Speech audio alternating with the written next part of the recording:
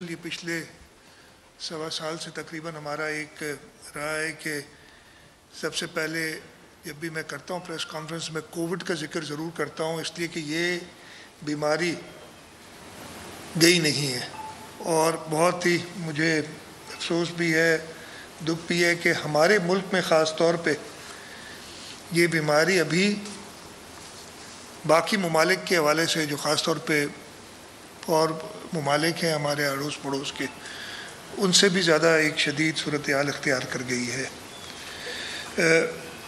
Numbers आप रोज़ाना देख लेते हैं, वो मैं नहीं रिपीट करूँगा और आपका टाइम लूँगा। मैं सिर्फ कुछ आपको बताना चाहता हूँ कि इस वक्त भी सिंध के अंदर हम थोड़ी सी बेहतर पोजीशन में हैं।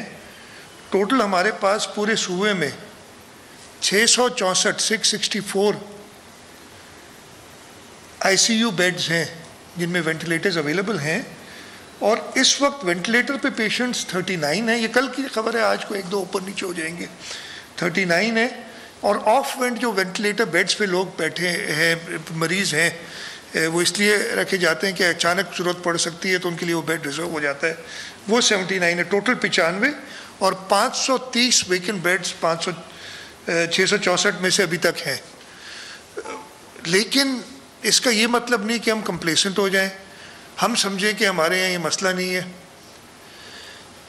ये वबा जिस तरीके से फैलती है, अगर उसका सही उसके ख़िलाफ़ SOPs नहीं फॉलो किए गए, जो SOPs हैं वो फॉलो नहीं किए गए अगर, तो ये बहुत जल्दी फैल सकती है और ये हुआ है, हमने देखा है मुल्क में हमारे। इसी वजह से मैंने पिछली NCC की जो मीटिंग थी प्राइम मिनिस्टर साहब के साथ, उनको मैंने रिक्वेस्ट की थी कि आप इंटर प्रोविंशियल ट्रांसपोर्ट 2 हफ्ते के लिए बंद करें और मकसद ये था कि 2 हफ्ते के लिए बंद करने से ये इस डिज़ीज़ की फैलाव रुकेगी, वो रुके अपनी जगह पर रुके। और उसके साथ मैंने कहा था कि आप लोकल बिजनेसेस हर जगह पे चलते रहने दें, एक इकॉनमी का इशू होता है और इकॉनमी पे आगे बात भी करूँगा। मैंने कहा कराची पोर्ट को फुल चलने दें, गुड्स ट्रांसपोर्ट पर कोई खलल ना डालें, सिर्फ पब्लिक ट्रांसपोर्ट जो पैसेंजर ट्रांसपोर्ट है उसको रोकें। लेकिन उन्होंने मेरी बात नहीं मानी और हम सिंध में अकेले बैठ के ये इम्प्लीमेंट नहीं कर सकते। हम बॉर्डर पे कुछ दोस्त कहेंगे जी बॉर्डर बंद कर दें, लेकिन उससे और इश्यूज़ ये होते हैं, वो भी हमारे पाकिस्तानी भाई बहन है और इधर से कोई जा रहा हो, कोई उधर से आ रहा हो, उनको हम बॉर्डर पर रोक दें तो उधर वो सब इकट्ठे हो जाएंगे, बात वही होगी, एक इशू क्रिएट होगा। तो जब तक हमें चारों और पहले जब 1 साल पहले हमने ये सब किया था तो हमें बाकी सूबों से मदद मिली थी, बाकी सूबों ने फॉलो किया था, वफाक ने भी किया था, उस वजह से हम कामयाब हुए थे। हम अभी भी कोशिश कर रहे हैं कि अगर सूरत हाल और कुछ ख़राब होने की तरफ होती है तो हम दोबारा फेडरल गवर्नमेंट से इन सब स्टेप्स को कि पब्लिक पैसेंजर ट्रांसपोर्ट उसको रोकें, बसेस हो गई, ट्रेन हो गई, इवन जहाज़। बड़ी अफसोस की बात थी कि ये जो दूसरी या तीसरी वेव आई है हमारे यहाँ, ये कहते हैं, हमें भी इन्होंने प्रेजेंटेशन में बताया कि इंग्लैंड से लोग आए और उन्होंने ये वबा फैलाई है और अब इंग्लैंड ने पाकिस्तानियों को बंद कर दिया उधर आना। इंग्लैंड से लोग आए और आपको पता था वबा फैलनी है तो आप एयरपोर्ट्स पे वो चेक्स रखते। मैंने उसके बाद भी मीटिंग में कहा कि चलें ठीक है, आपने उस वक्त नहीं रखी, इस वक्त भी आप इमिग्रेशन से वो सारी डेटा हासिल कर सकते हैं। 20,000 लोग होंगे, 25 होंगे, 50,000 लोग होंगे, उनको आप ट्रैक डाउन कर सकते हैं कि वो कहाँ गए और उस ताकि आप रिस्ट्रिक्ट करें। लेकिन वो सारी चीज़ उन्होंने मेरे ख्याल नहीं की। हमने यहाँ पे ये चेक रखा हुआ है और अभी भी ये हिदायत है कि जो लोग पैसेंजर्स आते हैं उनको चेक करते हैं और ख़ास तौर पे हाई रिस्क कंट्री से जो आते हैं। लेकिन अब तो हाई रिस्क रही नहीं, उसकी वजह यह है कि अब वो सारी खुल रही हैं एक एक करके। उन्होंने वैक्सीनेशन कर दी है, इंग्लैंड ने मेरे ख्याल 50% से ऊपर वैक्सीनेट कर दिया है और हम 0.5% पे हैं आज वैक्सीनेशन में। ये एक और हमारी बहुत बड़ा फेलियर है कि हम वैक्सीनेट अपने लोगों को नहीं कर सक रहे हैं और इसके लिए भी मैं चाहूँगा कि फेडरल गवर्नमेंट कोई स्टेप्स ले। इसके कोविड के लिए तो मैंने आपको बताया, हम कोशिश करेंगे, आप सबसे यही गुजारिश है कि SOPs को फॉलो कराएं। आप खुद लोगों को इनकरेज करें कि वो वैक्सीनेशन कराएं। लेकिन वैक्सीनेशन करने के बाद उन SOPs को छोड़ नहीं दें, उन SOPs को बरकरार रखें, इसलिए कि आप जब तक इम्यूनिटी एक हद तक फैल नहीं जाती, एक हर्ड इम्यूनिटी हमारे मुल्क में हो नहीं जाती, हमें इन सारे SOPs को फॉलो करना पड़ेगा। तो ये आपसे रिक्वेस्ट है। मैं मेन इशू जो मैं सेंसस के बारे में कहना चाह रहा हूँ, उससे पहले जैसे मैंने आपको बताया था, मैं हमारी इकॉनमी की जो पोजीशन है, परसों चेयरमैन बिलावल भुट्टो जरदारी साहब ने भी डिटेल प्रेस कॉन्फ्रेंस की थी। मैं उसको रिइटरेट करना चाहता हूँ, उसको आप लोगों के सामने रखना चाहता हूँ कि इस वक्त हमने तो सुना था कि हम ये सारे कोविड वाले SOPs इसलिए नहीं फॉलो करेंगे इसलिए कि हमारी इकॉनमी डिप कर जाएगी, और देखें फ़लाने मुल्क में क्या हो रहा है, फ़लाने मुल्क में क्या हो रहा है, देखिए उधर ये मसले हो गए, और हम ये सुनते आए थे। लेकिन असल में पोजीशन क्या है इस वक्त? इस साल के लिए जो हमारी ग्रोथ प्रोजेक्शंस हैं वो 1.3 से 1. अच्छा, ये ग्रोथ प्रोजेक्शंस पिछले साल की जो बेस बहुत कम हो गई उसके उस पे देखते हैं। यानी पिछले साल आप अगर 100 पे थे उससे एक साल पहले, तो आप पिछले साल 80 पे आ गए थे, और अब आप 80 से आप अपनी ग्रोथ प्रोजेक्शंस देख रहे हैं, वो 1.3 से 1.5% रेंज कर रही हैं।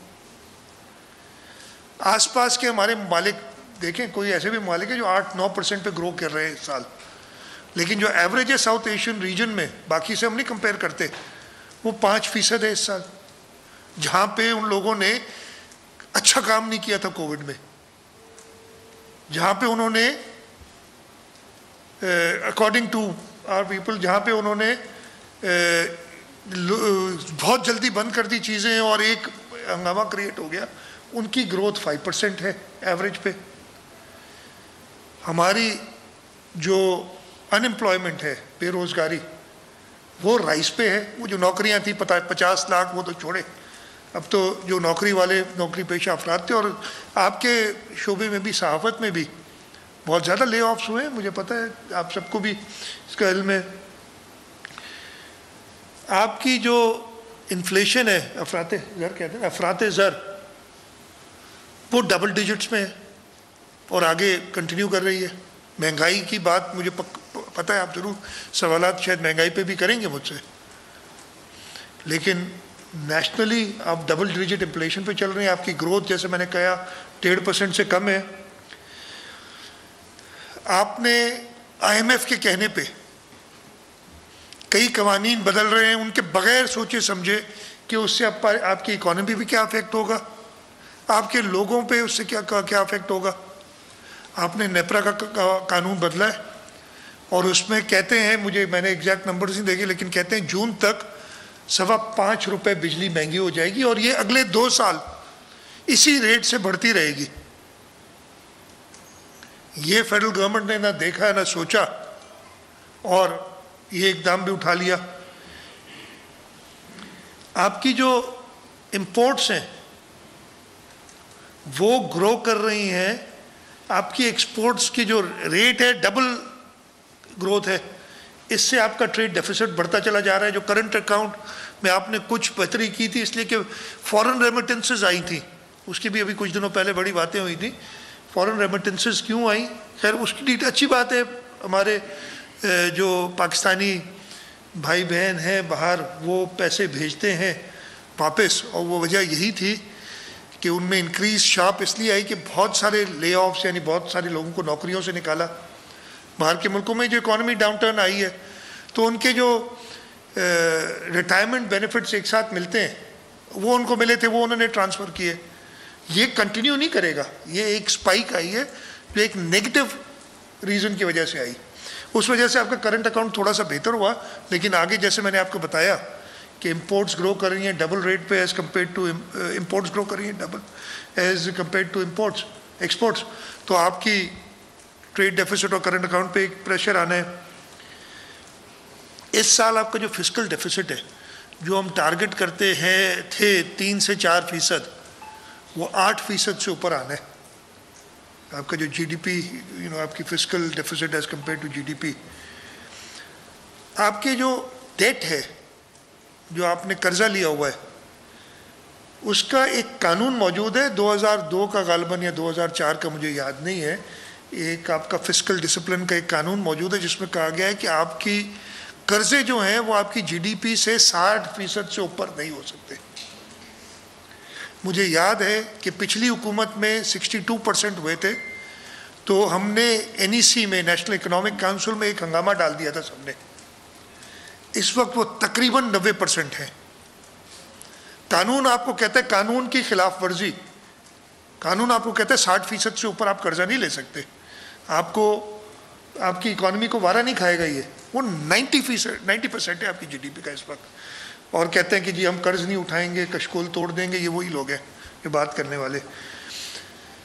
फिर आपने इससे निकलने के तरीके बहुत हैं। इकॉनमी में इश्यूज आते हैं। जब पाकिस्तान पीपल्स पार्टी 2008 में आई थी तो इकोनॉमिक कंडीशंस बहुत ख़राब थी। उस वक्त तो तेल की प्राइसेस भी आपको पता है क्या थी, इंटरनेशनल रिसेशन आई हुई थी, लेकिन उसके बावजूद ग्रोथ हुई थी। उसके बावजूद पाकिस्तान पीपल्स पार्टी ने गरीबों का ख्याल रखा था, तनख्वाहें बढ़ाई थी, आपको अच्छी तरह याद होगा। लेकिन उसको मैनेज करने के लिए हुकूमत ने अपने हाथ भी उठा लिए हर चीज़ से। उन्होंने स्टेट बैंक को कहे तुम आज़ाद हो, बड़ी अच्छी बात है ना किसी को आज़ाद कर देना, लेकिन आज़ाद होना चाहिए, उसको जवाबदेह तो होना चाहिए किसी को। अब स्टेट बैंक ना हुकूमत को जवाब दे ना पार्लियामेंट को जवाब दे।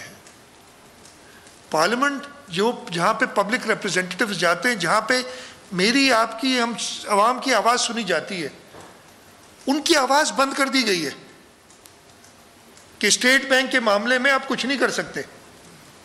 इतना पावरफुल कर दिया स्टेट बैंक को, और उसके ज़रिए जो कवानीन बनाए गए हैं उनको इम्प्लीमेंट करना है ना। अब यही तरीका है। तो ना सिर्फ ये कि इकॉनमी को तबाह किया है, लेकिन उसको ठीक करने के लिए भी उन्होंने सारे अपने बाजू काट दिए, हथियार डाल दिए उन्होंने कि हमसे कुछ नहीं होगा। इस वक्त दुनिया में ये पेंडेमिक की वजह से कोशिश हो रही है कि लिक्विडिटी इश्यूज जो बिजनेसेस को आ रहे हैं, कर्जे दिए जा रहे हैं बिजनेसेस को, सस्ते कर्जे दिए जा रहे हैं कि ताकि वो ग्रो कर सकें, अनएम्प्लॉयमेंट ना हो और बिजनेसेस चलते रहें। पूरी दुनिया में ये प्रैक्टिस हो रही है। पाकिस्तान में क्या हुआ, अभी दोबारा एक IMF के कहने पे एक ऑर्डिनेंसेस लाए, 140 अरब रुपए के जो टैक्स एग्जेम्पशंस थे उनको विड्रॉ कर दिया। इससे जो बिजनेसेस पे लिक्विडिटी इश्यूज आएंगे वो तो अभी हम देखेंगे कुछ महीने में। मेरा मकसद ख़ास तौर पे पहली रमज़ान को ये नहीं है कि मैं कोई डराऊं लोगों को, लेकिन सिचुएशन बहुत ज़्यादा गंभीर है। सिचुएशन ऐसी है कि मैं चाह रहा हूँ कि आपके ज़रिए अवाम को पता चले कि देखें इस हुकूमत से कुछ नहीं हुई, और ये करना भी नहीं चाहती। जो हुकूमत का सरबराह एक दिन कहता है कि मेरा वज़ीर ख़जाना सबसे अच्छा वज़ीर है, और उसके 4 दिन बाद उसको विद चार्जशीट निकालता है। ये नहीं चले उसकी अपने मजबूरियां हैं, वो चला गया, ये हो सकता था, एक ग्रेसफुल एग्जिट भी हो सकती है, लेकिन एक चार्जशीट के साथ उसको निकाला गया। और उसके बाद भी इंस्टेबिलिटी का ये आलम है कि पता नहीं कि जो करंट फाइनेंस मिनिस्टर है वो है भी कि पीछे से कोई और चला रहा है, क्या ये कितने दिन है। इसलिए कि जो नए साहब, और उन्होंने ओपनली कहा है कि मैं इसलिए नहीं आ रहा कि जब तक मेरे तुम केस नहीं ख़त्म करोगे, इसलिए कि नैब की जो बातें हैं उस पर फिर मैं नहीं जाता, लेकिन उन्होंने आने से शर्त लगाई हुई है कि मैं आऊँगा ताकि इकॉनमी आपकी बेहतर कर सकूँ। इस हालात में तो एक बड़ी ग्रिम पिक्चर पेंट होती है और नज़र आती है, और वो मैंने कहा कि आपके ज़रिए बताऊँ सबको। और यही चेयरमैन साहब ने 2 दिन पहले बताई थी कि ये जो PTI-IMF की डील है इसमें से जल्द निकला जाए, पार्लियामेंट को मजबूत किया जाए, पार्लियामेंट को कमज़ोर ना किया जाए हर एक जगह से। मैं जल्दी से जो